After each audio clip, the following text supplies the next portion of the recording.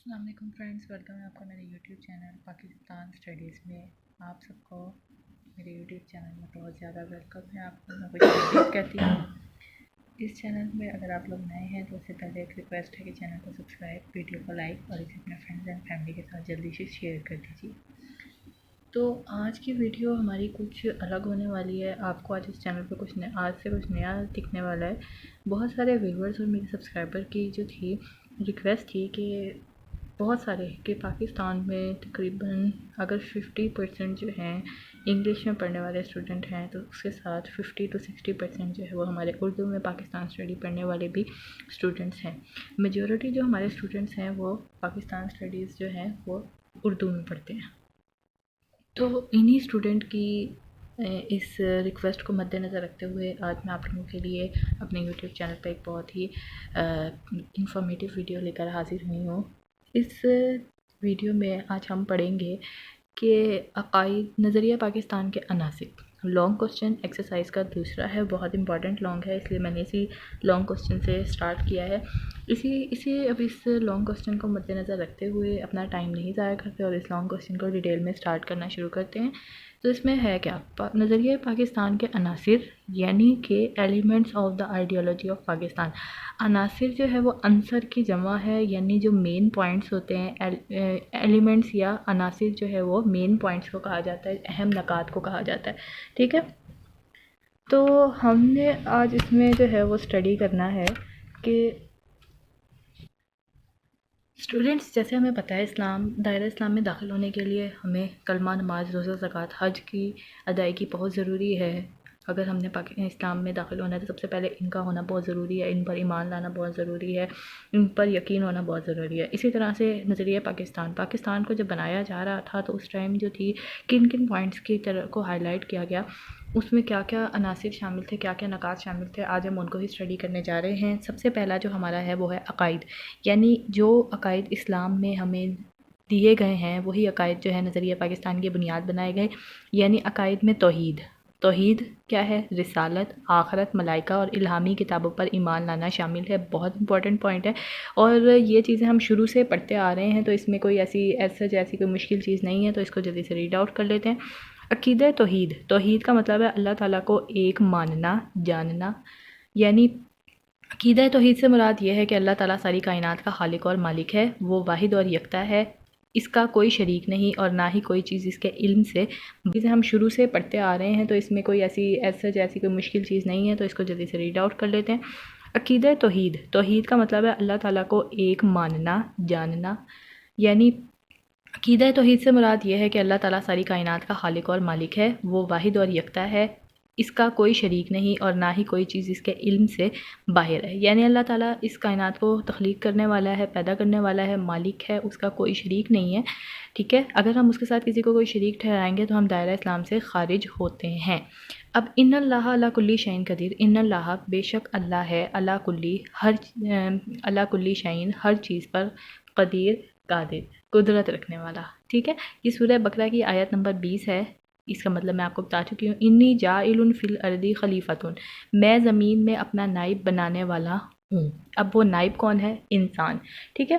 تو اسی طرح سے اللہ تعالیٰ کے قادر مطلق ہونے اور انسان کے نائب ہونے کی عقیدے کو خود بخود یہ بات واضح ہو جاتی ہے کہ انسان اپنی طاقت کی حد تک عمل پر قادر ہے، لیکن اصل قدرت اللہ کے ہاتھ میں ہے۔ اسی طرح سے عقیدہ رسالت میں کیا بتایا گیا، اس کو میں آپ کو اپنے الفاظ میں بیان کر رہی ہوں کہ رسولوں پر ایمان لانا، اگر کوئی اس پر دل و جان سے اس عقیدے کو تسلیم نہیں کرتا تو وہ دائرہ اسلام سے خارج ہے، ٹھیک ہے۔ اور حضور پاک صلی اللہ علیہ وسلم پر ایمان لانا بہت ضروری ہے، عقیدہ رسالت کا یہ اہم جزو ہے، اور جو اس سے انکار کرے گا وہ مسلمان نہیں۔ آج کی ویڈیو کے لیے اتنا ہی۔ ویڈیو پسند ہے تو ویڈیو کو لائک، چینل کو سبسکرائب اور شیئر کر دیجیے گا۔ اللہ حافظ۔ السلام علیکم، ویلکم ہے آپ کو میرے یوٹیوب چینل پاکستان اسٹڈیز میں۔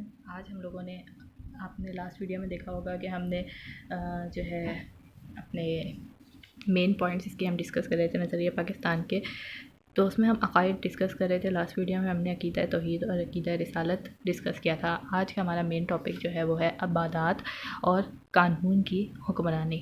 اب اس میں جو ہے ہم اس کو نظریہ پاکستان کے نظریے میں ہی دیکھ رہے ہیں، نظریہ پاکستان کے مطابق دیکھ رہے ہیں ٹھیک ہے، تو اس میں بہت سے MCQs میں نکالتے ہیں، اور یہ جو ہے long question point of view میں سے بھی بہت امپورٹنٹ ہے، بہت زیادہ بار جو ہے یہ ہمارے پاس لانگ کوسچن میں پوچھا گیا ہے۔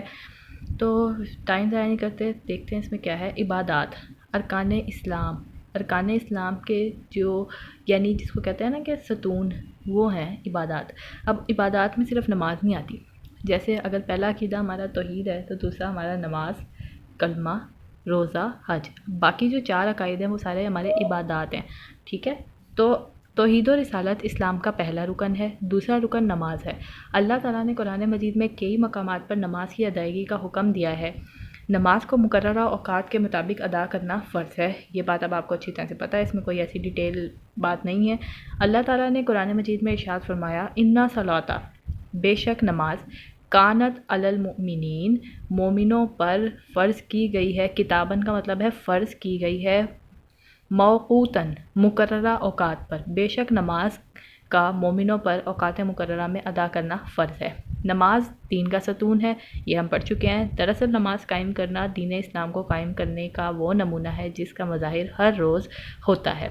اللہ تعالیٰ کی اطاعت کا ایسا ہی نظام۔ اسی طرح سے ہمارا جو اسلام کا تیسرا رکن ہے وہ ہمارا ہے جی زکوٰۃ۔ زکوٰۃ جو ہے وہ ایک مالی عبادت ہے، کیونکہ اس میں ہم اپنے مال کا کچھ حصہ جو ہے وہ نکال کے غریبوں میں جو ہے وہ تقسیم کرتے ہیں، جس سے کیا ہوتا ہے کہ وہ دولت چند ہاتھوں میں اکٹھی ہونے کی بجائے پورے معاشرے میں جو ہے وہ گردش کرتی رہتی ہے اور غریب طبقے تک آرام سے پہنچ جاتی ہے۔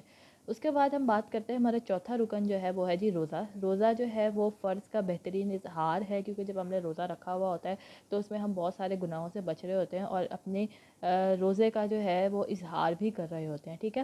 اور بندہ اپنے رب کے یعنی اللہ تعالیٰ کے اور زیادہ قریب ہو جاتا ہے، ٹھیک ہے۔ قربت کا مطلب ہے قریب، محبت، ٹھیک ہے۔ اللہ اور اس کے بندے کے درمیان اور زیادہ قربت یعنی محبت پیدا ہوتی ہے۔ حج جو ہے وہ اسلام کا 5واں رکن ہے، 5واں رکن ہے، یعنی یہ صاحب استطاعت لوگوں پر فرض ہے، یہ نہیں کہ جو غریب ہے اس پہ بھی فرض ہے۔ اگر کوئی شخص جو ہے حیثیت رکھتا ہے حج کرنے کی، اس کے پاس اتنی جو ہے وہ رقم موجود ہے، تب وہ جو ہے حج کر سکتا ہے۔ حج کے موقع پر اللہم لبیک کی پکار مسلمانوں کے اتحاد اور بھائی چارے کی ایسی مثال ہے جو دنیا میں کہیں نظر نہیں آتی، یعنی حج جو ہے وہ اسلام کا رکن ہے۔ جب سارے جو ہے خانہ کعبہ کے ارد گرد جو ہے وہ طواف کر رہے ہوتے ہیں اور لبیک اللہم لبیک کی آوازیں پکار رہے ہوتے ہیں، تو یہ جو ہے یہ ایک ایسی مثال ہے جو پوری دنیا میں اور کسی معاشرے میں دکھائی نہیں دیتی ہے، ٹھیک ہے۔ تو یہ اس کے بعد ہمارا جو ٹاپک ہے وہ ہے جی آج قانون کی حکمرانی۔ قانون کی حکمرانی اسلام کے نظام کی اہم خوبی ہے، اس کی بنیاد اس تصور پر ہے کہ قانون کا سرچشمہ اللہ تعالیٰ ہے، یعنی تمام قانون، اس دنیا کے قانون کو چلانے والا کون ہے؟ اللہ تعالیٰ۔ قرآن اور اسوہ رسول قانون کی رسول صلی اللہ علیہ وسلم قانون کی بنیاد ہیں۔ بادشاہ اور غلام بھی اس قانون کے سامنے برابر ہیں۔ یوں کہا جا سکتا ہے کہ اسلام کے نظام میں جمہوریت کی روح موجود ہے، یعنی جمہوری نظام ہے ہمارا، ٹھیک ہے۔ حکمرانوں کو باہمی مشورے کے ذریعے فیصلوں کا پابند کر کے جمہوریت کی مہر لگا دی گئی ہے، یعنی یہ نہیں کہ بادشاہ جو ہے وہ غلام پر ظلم کرتا رہے اور اس کو اگر وہ اس پر ظلم کرتا ہے تو اسے بروز قیامت اس چیز کا جواب دینا ہوگا اللہ تعالیٰ کے سامنے۔ تو یہ جو ہے جمہوریت کی مہر ہے ایک قسم کی۔ شرط یہ کہ تمام فیصلے قرآن و سنت کے روشنی میں ہو، یہ نہ ہو کہ قرآن و سنت کے خلاف روشنی جو ہے وہ فیصلے کیے جا رہے ہیں۔ آج کے لیے اتنا ہی، ویڈیو پسند آئی ہے تو ویڈیو کو لائک، چینل کو سبسکرائب اور اسے شیئر کر دیجیے۔ اللہ حافظ۔